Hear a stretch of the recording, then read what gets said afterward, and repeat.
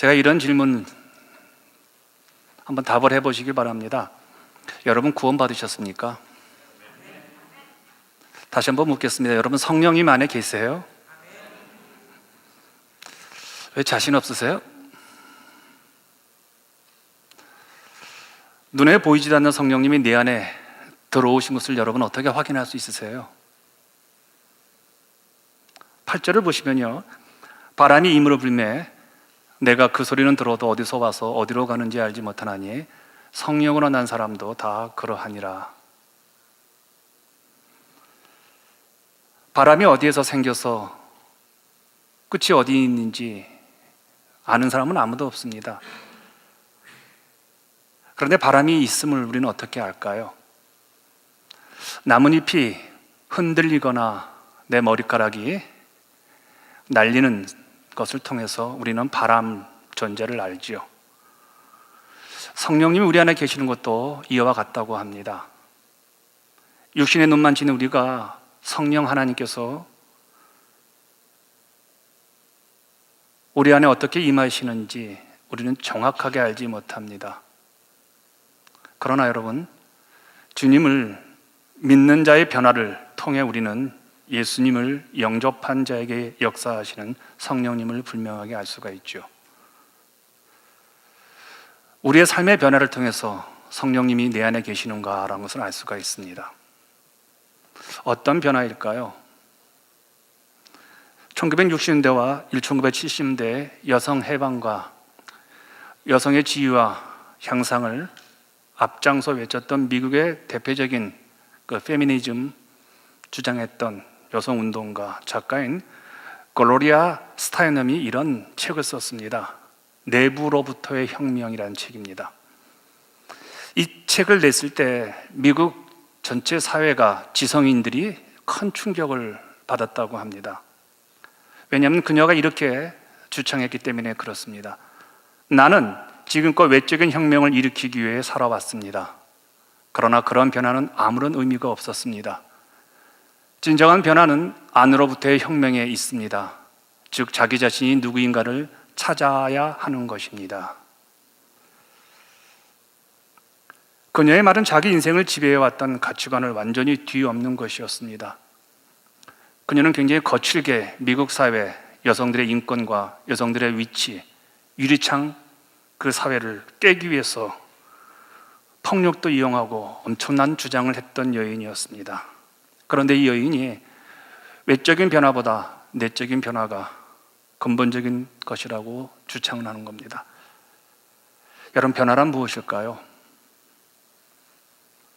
보통 이단들이나 이상한 종교 집단처럼요, 사랑해야 할 가족들을 버리고 내가 지켜야 할 오늘의 삶의 자리를 다 내팽개치고 마땅히 이 사회 구성원으로서 건강하게 짊어져야 할 책임과 의무를 회피하는 그런 광신자적인 외적 변화를 변화라고 말하지는 않습니다. 성령님에 의한 변화는요, 인격적인 내적 변화를 말합니다. 그런데 이것이요, 한 번만 변화가 일어나면요, 혁명적인 변화가 일어납니다. 수백만의 사람이 하지 못했던 일을요, 그 한 사람에 의해서 그 일이 이루어집니다. 수많은 사람들이 부흥을 경험하지 못했는데 그 한 사람의 내적 변화로 말미암아 죽어가는 교회가, 죽어가는 공동체가 회복이 되는 것을 경험을 합니다. 평생 자기만을 살던, 자기를 위해서 살던 그 이기적인 사람이 이웃을 위해서 가정과 일터 그리고 사회를 헌신하는 사람으로 변화가 이루어지는 것을 보게 되어지죠.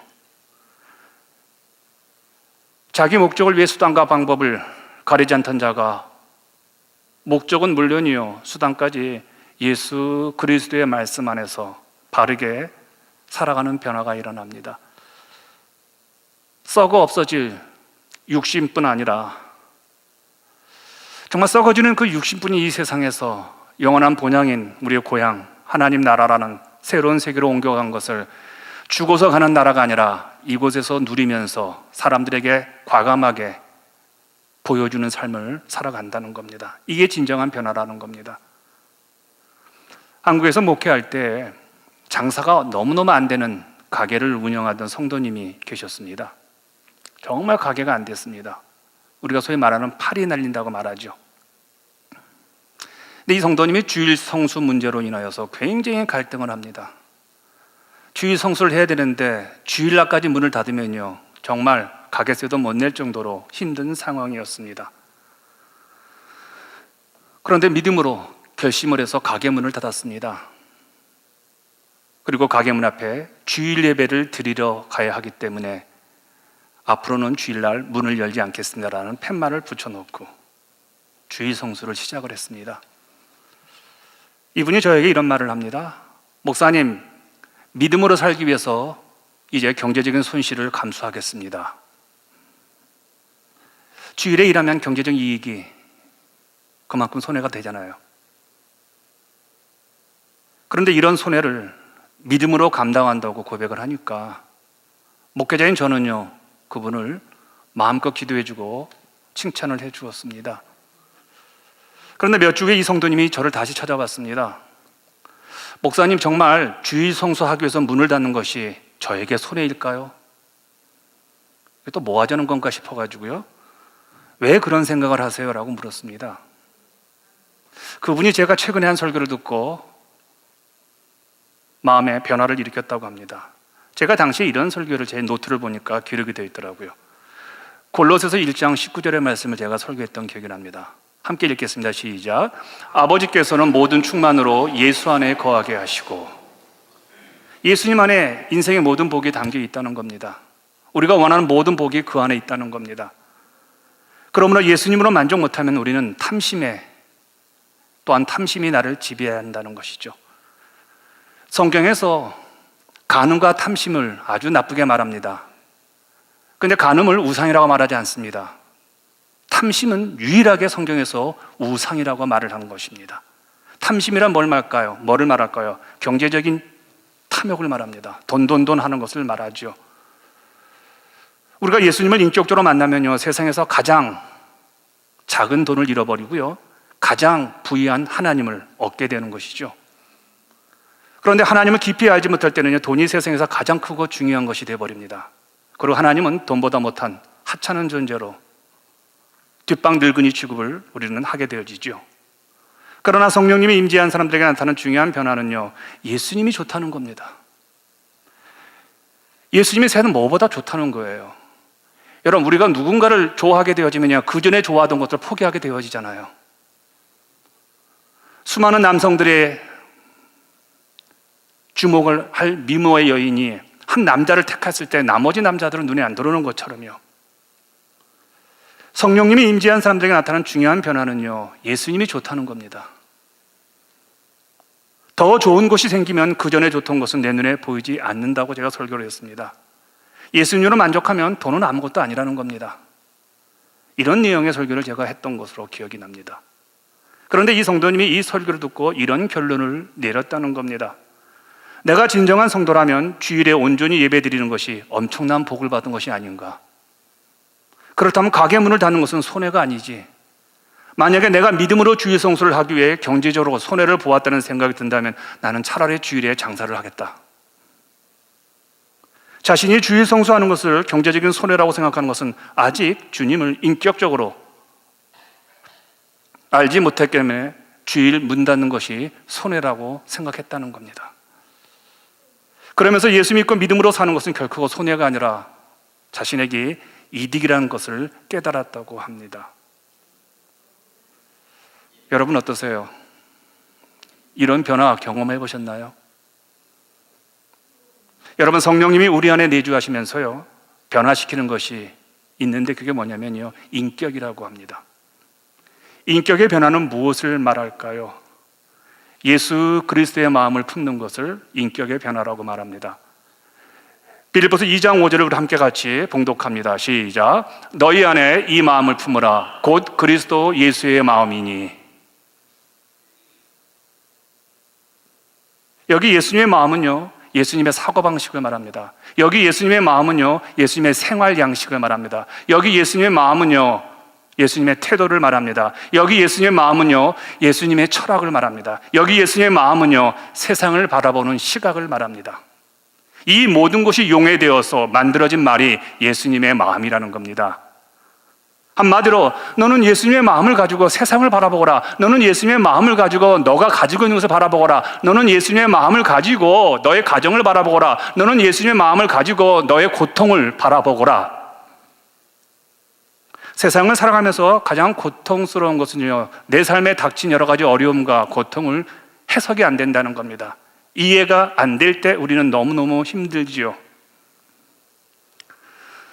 목회하면서 늘 기도하는 제목이 있습니다. 새벽마다 지금도 기도하는 제목이 있습니다. 예수님의 마음을 달라는 겁니다. 근데 가끔 힘들 때 이런 생각을 하죠.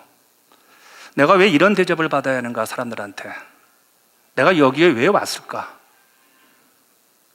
그동안 교회를 위해서 내가 얼마나 고생했는데 결과가 이것밖에 안 되는가? 굉장한 고통입니다. 굉장히 힘듦이고 굉장히 어려움이죠. 그럴 때 주님이 이런 말씀을 참으로 자주 해주십니다. 너 나한테 내 마음 달라고 하지 않았느냐, 그 얘기입니다. 여러분, 빌립보서 2장 5절과 7절을 보시면요, 주님의 마음이 어떤 마음이었는지를 우리에게 구체적으로 명료하게 보여주고 있죠. 같이 읽겠습니다. 시작. 너희 안에 이 마음을 품으라. 곧 그리스도 예수의 마음이니 그는 근본 하나님의 본체시나 하나님과 동등됨을 취할 것으로 여기지 아니하시고 오히려 자기를 비워 종의 형체를 가지사 사람들과 같이 되셨고. 여기서 중요한 단어가 있습니다. 예수님의 마음이 종의 형체가 되는 거라는 겁니다. 여러분, 종은 함부로 취급당합니다. 종은요, 대접받지 못합니다. 제가 가끔 여러분으로부터 함부로 대접받을 때가 있습니다. 함부로 말할 때가 있습니다. 또 주변 사람으로부터 함부로 소문을 들을 때가 있습니다. 그게 종이라는 겁니다.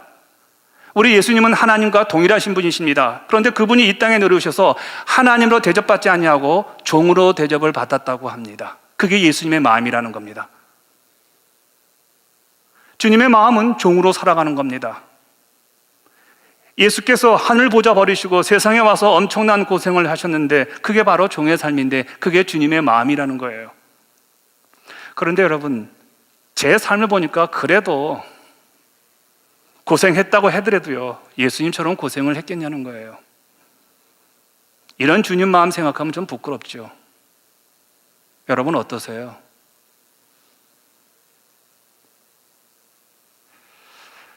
주님의 마음을 담는다면요, 우리 삶에 고통이 오고 종으로 대접을 받을 때 우리는 감사해야 되지, 그것이 원망해야 될 일은 아니잖아요.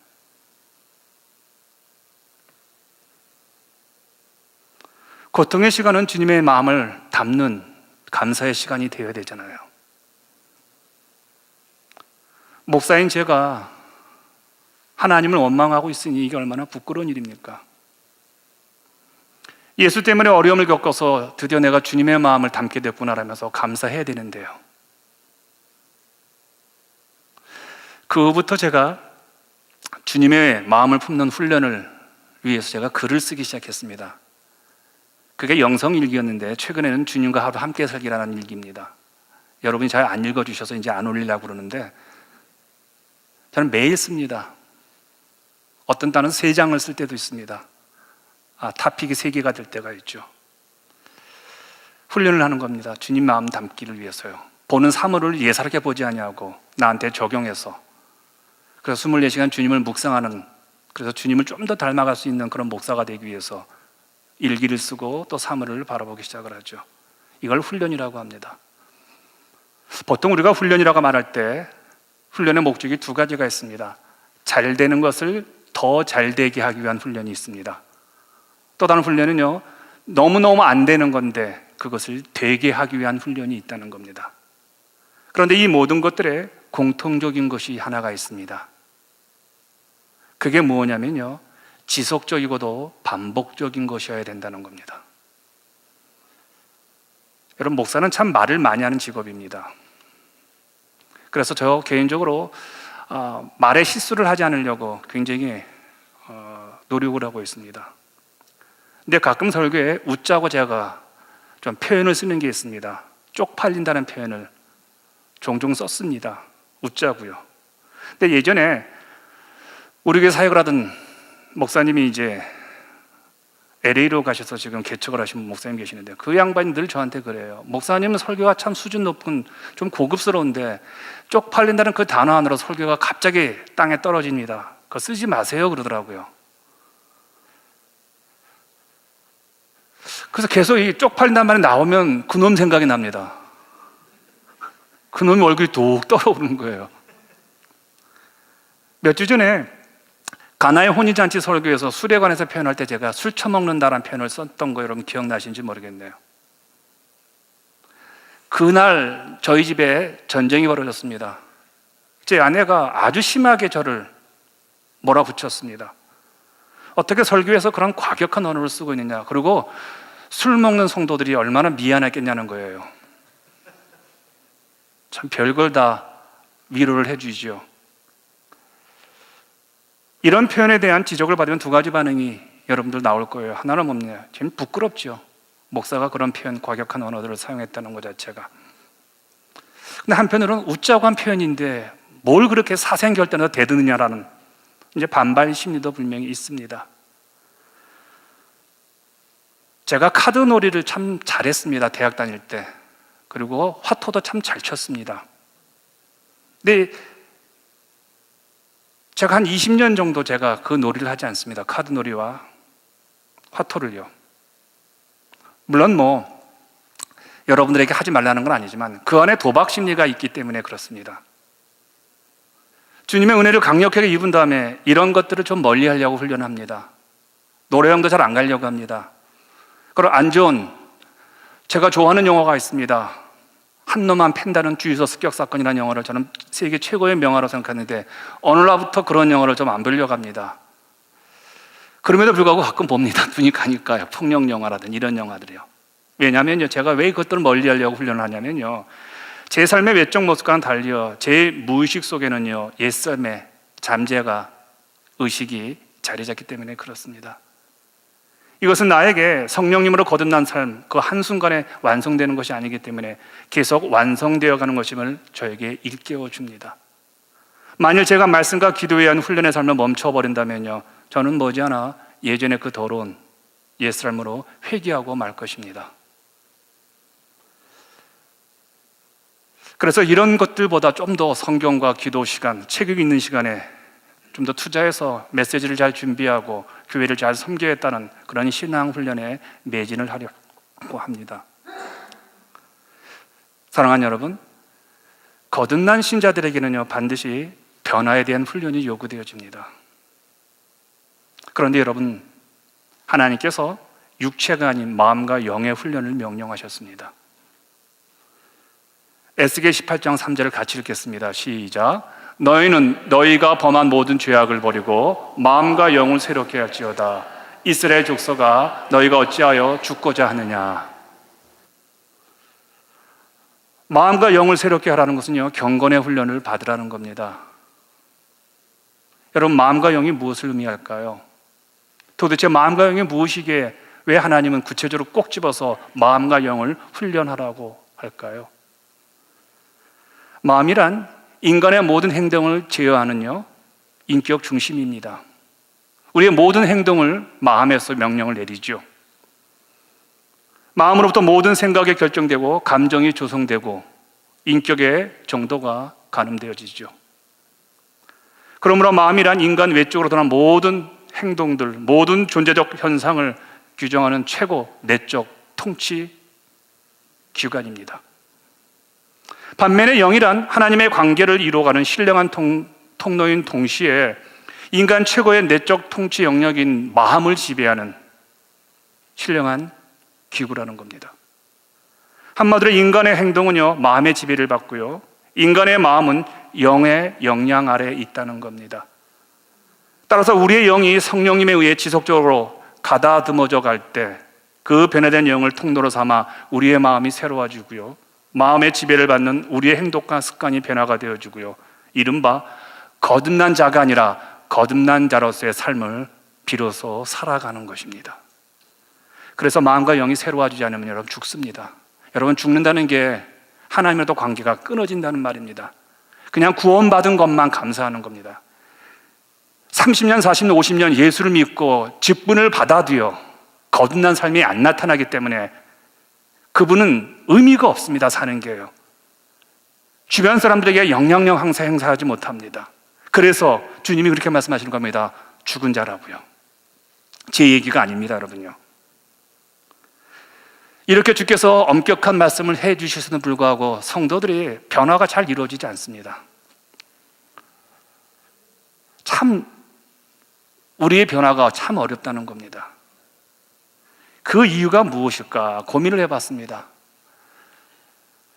설교를 준비하면서 이 설교를 듣는 성도들은 어떤 자세로 내 설교를 듣고 일주일간 어떻게 살아갈 것인가라는 고민을 해봅니다. 근데 달라지지 않는 교우들을 바라보면서요, 참 가슴이 아픕니다. 근데 그 이유가 있어요. 그게 14절입니다. 같이 읽겠습니다. 시작. 모세가 광야에서 뱀을 든 것 같이 인자도 들려야 하리니. 이 말씀을 안 믿는다는 겁니다. 이스라엘은 400년 동안 애굽에서 노예 살이를 했습니다. 그런데 그들에게 하나님의 영이 임해서 출애굽하여 광야에서 살게 되어지지요. 이 광야는 애굽 400년의 삶을 지워주는 하나님의 영적 훈련장입니다. 400년 동안 애굽에서 살았던 그 문화, 그 가치관, 그 배웠던 것들을 광야 40년 동안 하나님 한 분만을 바라보면서 살게 하시는 그 영적 훈련의 장이 광야라는 겁니다.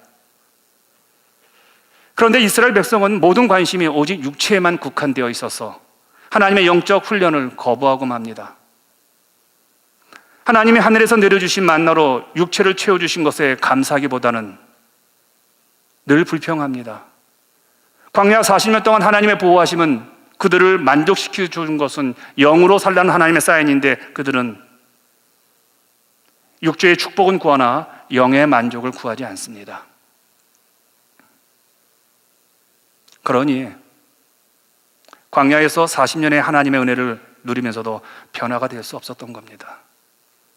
그러니 수십 년 예수를 믿어도 변화가 일어나지 않는 겁니다.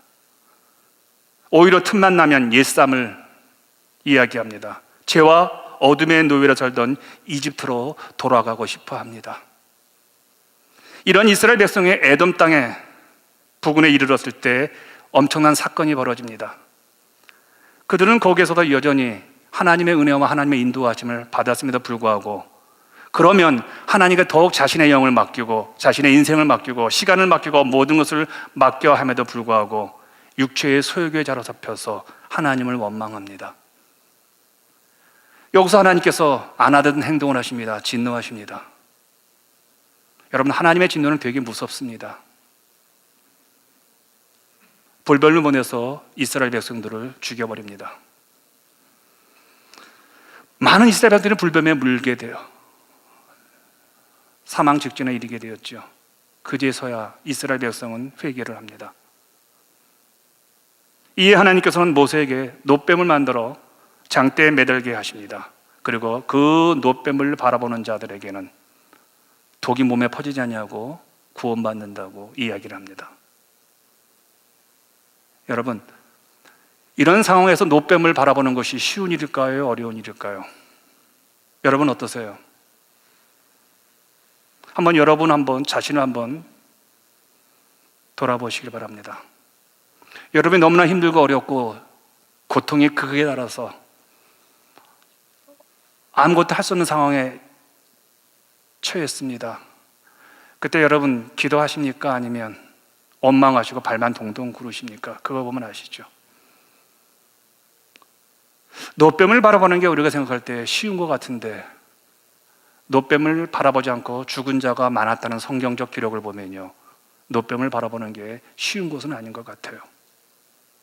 그저 쳐다보기만 하면 되게 어려운 일이 아닌데, 그런데 쳐다보지 않고 죽은 자가 있었다는 겁니다. 대체 그런 사람들은 어떤 사람들일까요? 평소 하나님을 쳐다보는 훈련을 행치 않던 자들이죠. 하나님께 모든 것을 의탁하는 것을 아주 우습게 여기던 사람들입니다. 이렇게 평소에 훈련하지 못했던 사람들은 결정적인 순간에도 하나님을 경홀히 여겼고요, 결국은 죽습니다. 그런데 여러분, 여기서 멈추면 안 됩니다. 뭐 죽으면 끝나지. 예, 맞습니다. 죽으면 끝납니다. 더 큰 문제는 이겁니다.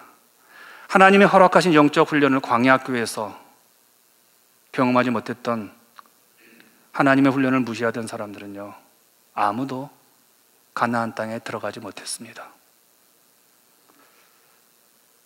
요단강 너머에 가난한 그 축복의 땅, 약속의 땅인 그 땅에 들어가지 못했다는 겁니다. 여러분, 그들 모두는 하나님의 구원의 은혜를 입은 자들입니다. 애굽을 모두가 동일한 은혜로 탈출한 자들입니다. 하나님의 축복을 광야 40년 동안 누렸던 자들입니다. 불 기둥과 구름 기둥으로요, 만나와 메추라에 통해서 다 하나님 먹여주셨습니다. 그런데 여러분, 반드시 거쳐야 할 영적 훈련을 도외시했기 때문에 약속의 땅 가나안에는 못 들어갔습니다. 거듭난 축복의 삶을 누리지 못하고 모두 광야에서 멸망당했습니다. 이거 참 무서운 말씀이죠.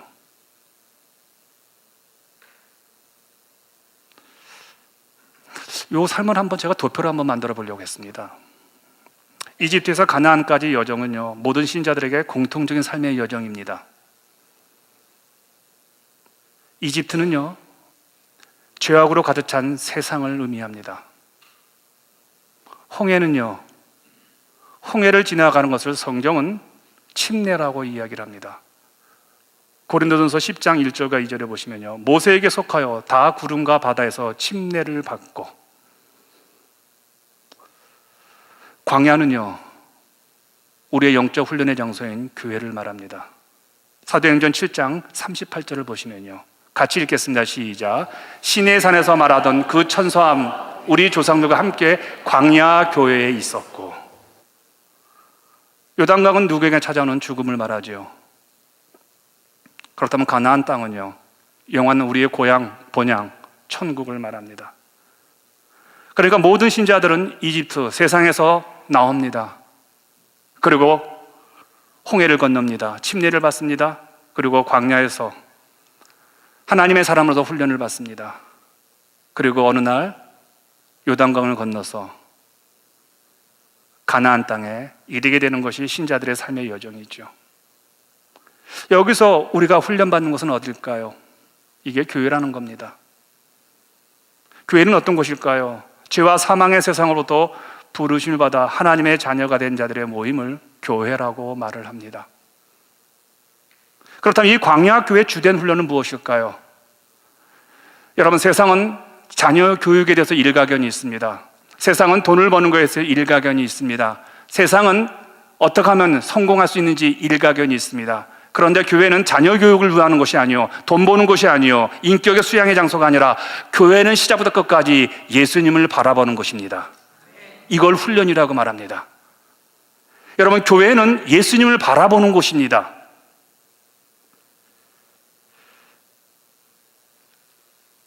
불순종한 이스라엘 백성들이 불뱀에게 물려 죽게 되었을 때 모세가 노뱀을 매단 것은 죄인을 구원하기 위해 이 땅에 오시어 신이 십자가에 매달린 예수 그리스도를 상징을 합니다. 여러분, 왜 우리가 예수님을 바라볼까요? 세상에 많은 종교들이 있지만 부처님이도 있고요, 마호메도 있고요, 모든 종교들은요, 교주가 이렇게 말을 합니다. 내가 진리를 가르쳐 온 자들이라고 말을 합니다. 그러니까 진리에 대해서 그 진리를 가르치는 자로서 묘사합니다. 그런데 기독교는요, 예수 그리스도가 진리라고 말합니다. 그분이 천국이라고 말합니다. 그분이 길이라고 말을 합니다. 여러분, 세상 종교와 기도가 다른 점 바로 이 부분입니다. 그분 스스로가 진리라고 말을 합니다. 그래서 나를 믿지 않고서는 천국에 갈 수 없고, 나를 믿지 않고서는 모든 죄가 사해지지 않는다는 겁니다. 어떤 가르침으로 득도해서 부처님처럼 되어서 구원받는 게 아니고 열반에 들어가는 것이 아니라 기독교는 예수님을 믿어서 구원을 얻는 종교라는 겁니다. 여러분, 믿으십니까? 그래서 우리가 그분을 바라보는 것은요, 진리이기 때문에, 진리를 가르치는 분이 아니라 진리 자체이기 때문에 우리는 그분을 바라보면서 힘을 얻고 위로를 얻고 용기를 얻는 것이죠.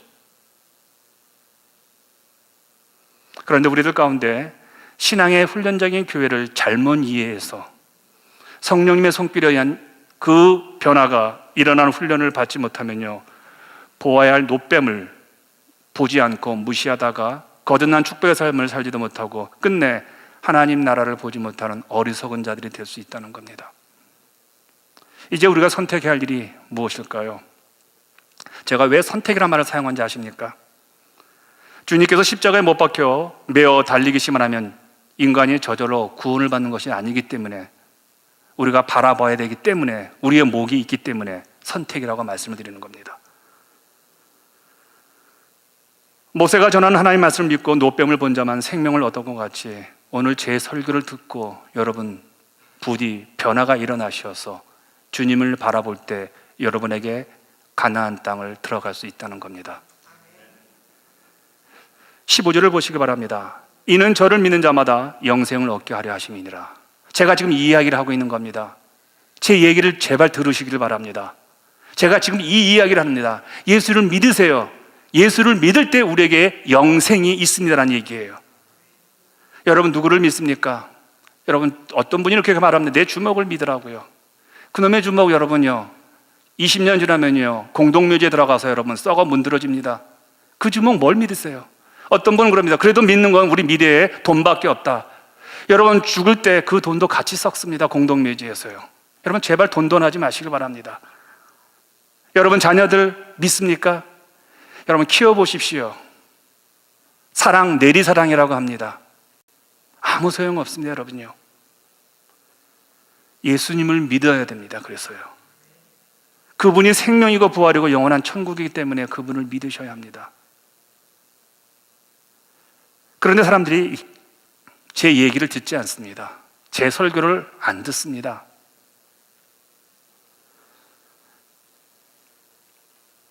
왜 안 들을까요? 왜 십자가를 바라보라고 여러분 이 교회 온 순간부터 저기 십자가 바라보시라고 제 그림이 있네요. 십자가 바라보라고 얘기하는데 왜 십자가를 바라보지 않을까요? 저에게는 십자가가 굉장히 감격스럽습니다. 저는 십자가를 생각하면 황홀에 빠집니다. 제 인생의 그 십자가를 바라보는 게 저에게는 큰 축복입니다. 그렇다면 세상 사람들도 십자가 바라볼 때 저처럼 그렇게 감동을 받겠냐는 거예요. 여러분 우리가 무엇을 믿어서 무엇을 근거로 어떠한 좋은 것을 얻을 수 있다고 이야기를 하면요, 그 우리가 말하는 그것이 굉장히 폼나야 합니다. 굉장히 보기 좋아야 합니다. 멋있어야 합니다. 여러분 이자가 5만 불이면요 원금은 최소한 50억 원 되어야 하는 것이 우리의 고정관념이잖아요. 주를 믿어 구원을 얻는다고 이야기할 때 그때 이 이야기하는 믿음의 대상이 예수로서 좀 더 폼나야 합니다. 좀 더 멋지셔야 돼요. 왕관을 쓰고 도포자를 날리고 흰 수염 날리고.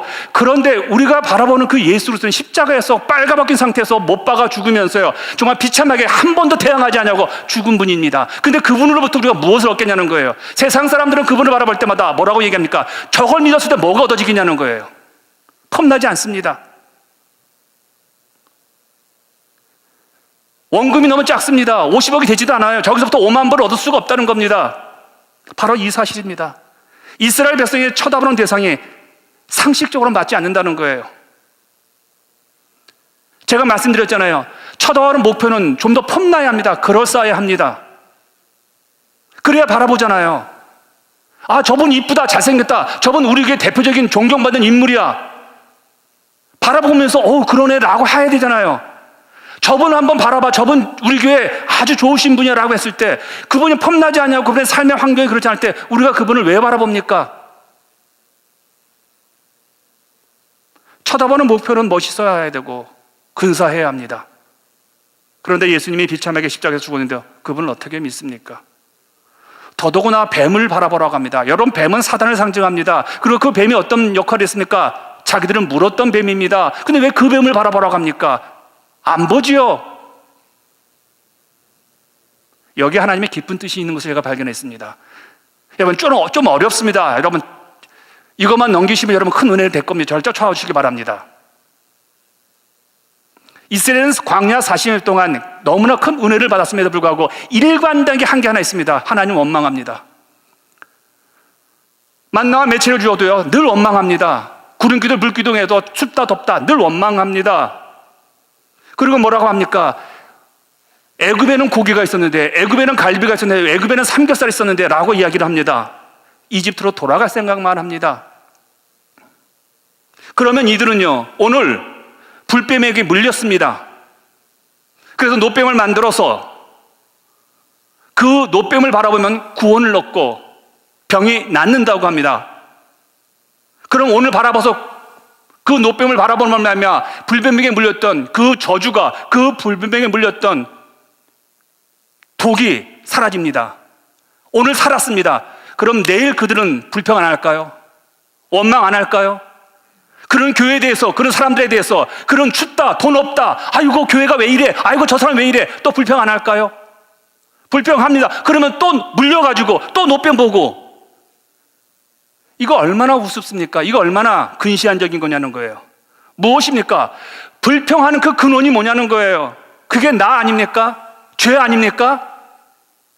그래서 주께서 노뱀처럼 달리신 것은요, 예수께서 우리에게 하루하루를 살게 하는 것이 아니라 우리의 죄악과 우리가 원망하고 불평하는 이 모든 것들을 총칭해가지고 그 십자가에 못 박아서 죽인다는 겁니다.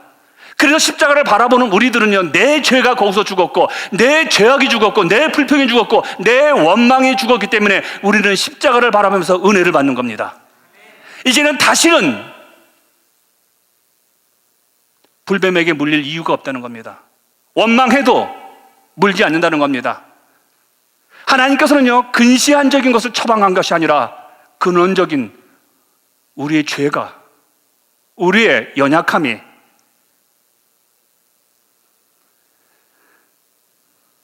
그래서 여러분, 예수를 잘 믿으면요, 불평한 일이 생겨도 불평을 안 하는 겁니다.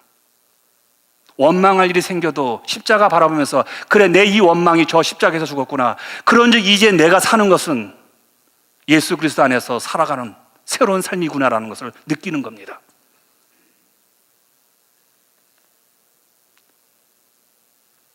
모세가 광야에서 뱀을 둔 것 같이 주님께서 저주를 받아 우리를 더 이상 불평하는 존재, 다시 세상으로 돌아가겠다는 그런 마음을, 그런 영을 없애 주셨다는 겁니다. 이게 십자가 은혜라는 거예요.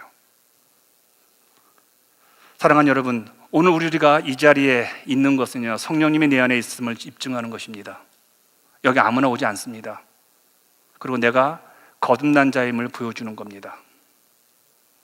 그런데 여기서 요 수준에만 머물면 안 됩니다. 거듭난 삶을 살아간다는 것은요, 내게 임하신 성령님께 나의 영을 온전히 맡김으로 주님의 말씀을 쫓는 지속적인 삶을 의미합니다. 여러분, 믿음은 지속적인 행동이고 추상적인 거 아시나 구체적인 삶을 통해서 입증이 되는 겁니다. 믿음이란 단지 믿는다고 말하는 것이 아니라 여러분, 실제로 믿고 쫓는 것이 믿음입니다. 그래서 믿음은 한 점이 아닙니다. 내가 믿었던 것이 아닙니다. 매일매일 믿어서 그 한 점이 이어지는 선이 믿음이라는 겁니다. 여러분, 점에 승부 걸지 마십시오. 10년 전에 내가 은혜 받았던 거, 거기에 승부 걸지 마십시오. 믿음은 한 점 싸움이 아니라 믿음은 그 한 점에 모아져서 선으로 인생을 만들어가는 것이 믿음입니다. 그래서 지속적인 신앙훈련과 지속적인 영적 훈련이 중요한 까닭이 여기에 있습니다. 이제 설교 마무리하겠습니다. 헨리 이야기라는 영화가 한 편 있습니다. 주인공 헨리 터너는 미국 최상류층에 속하는 최고의 변호사였습니다. 그는 한 번 수임한 사건은 설사 거짓이라 할지라도 온갖 수단과 방법을 다 이용해서 반드시 이기는 법을 알아서 승승장구해서 재물과 명예를 얻은 인물입니다. 그러나 어느 날 담배 한 갑을 사기 위해서 가게에 들렀다가 강도의 총격을 받으면서 그의 삶은 180도 바뀝니다. 병원에서 목숨은 간신히 건지지만 기억 상실증에 걸렸습니다. 피눈물 나는 재활 훈련 끝에 육체가 회복되어졌고 아내의 헌신적인 노력으로 좋아지게 되었습니다. 그러면서 지워졌던 기억이 하나씩 하나씩 살아나기 시작을 합니다. 헨리는 옛날의 명성을 되찾기 위해서 옛 변호 사건들과 자기와 함께 일했던 동료 변호사들을 찾아 나섭니다. 그러면서 자기가 했던 그 수임 사건들과 여러 가지 것들을 듣기 시작합니다. 그런데 어느 날 헨리가 옛 삶으로 돌아가는 것을 스스로 포기합니다. 왜냐하면 예전의 명성과 부가 실은 자기 양심을 속인 겁니다. 너무 수치스럽게 짝이 없습니다. 너무 거짓과 불의의 대가로서 자기가 물질과 사람들부터 명예를 얻었던 것을 깨달았습니다. 그래서 그는 자신의 거짓 변호로 피해를 당한 사람들을 찾아가 참회의 용서를 구하고 부귀 영화와는 전혀 차원이 다른 새로운 삶을 살게 되어집니다. 사랑하는 여러분, 모든 사람이 부러워하는 미국 최상류층의 삶을 어떻게 헨리는 미련 없이 포기할 수 있었을까요? 잠깐 그 그림 한번 보시겠습니까? My wife and tell her I can't make dinner at 7:30. Success made Henry Turner's life perfect. Give me a break, will you? I just want a pack of cigarettes. Caused lack of oxygen to the brain. He's starting from scratch here. You're stepping like a... Yeah, but doing what? In this case, East Shore Hospital, your famous last case. what we did was wrong. What we did is paying for our lunch. I thought I could go back. Months, years ago, and then we weren't, not for a long time. Harrison Ford. A Mike Nichols film. 강도의 총에 맞아 죽었다가 다시 살아나는 그는요, 생명의 소중함을 압니다. 그리고 삶의 가치를 비로소 바르게 인식했기 때문에 더 이상 옛날로 돌아갈 수가 없었습니다. 생명의 참 의미와 가치에 눈뜨고서 어떻게 예전의 삶으로 돌아갈 수 있습니까? 비록 옛날이 화려하게 넉넉하게 살았지만 그때의 삶이란 자기 생명을 갉아먹는 죽음의 행진이었음을 이 헨리는 깨달았던 겁니다. 이것이 매우 중요하고 소중한 깨달음입니다. 여러분, 거듭난 삶은 어떤 경우에도 외부에서부터 시작되지 않습니다. 이것은 영적인 변화에 의해서만 가능하고 영적 변화는 성령님의 임재 속에서만 가능합니다. 그러나 아무리 성령님께서 임하셔도 그분의 지배에 나의 영을 지속적으로 맡기지 않는 한 거듭난 삶을 계속 살아갈 수가 없습니다. 여러분, 주님으로부터 얻은 참 생명의 소중함을 아십니까? 그렇다면 지금 쥐고 있는 것이 무엇입니까? 그거를 포기하는 훈련을 교회에서 받는 겁니다.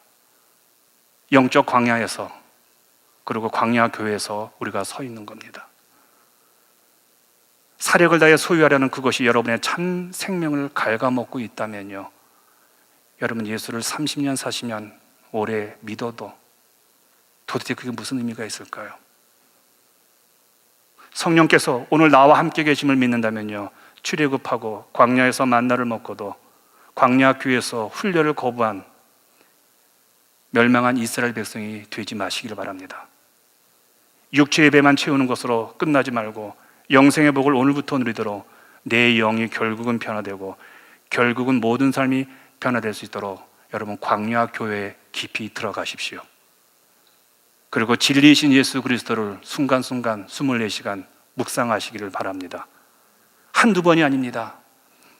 그렇게 귀하게 존귀한 천국에 들어가는 그날까지 예수 그리스도를 바라보십시오.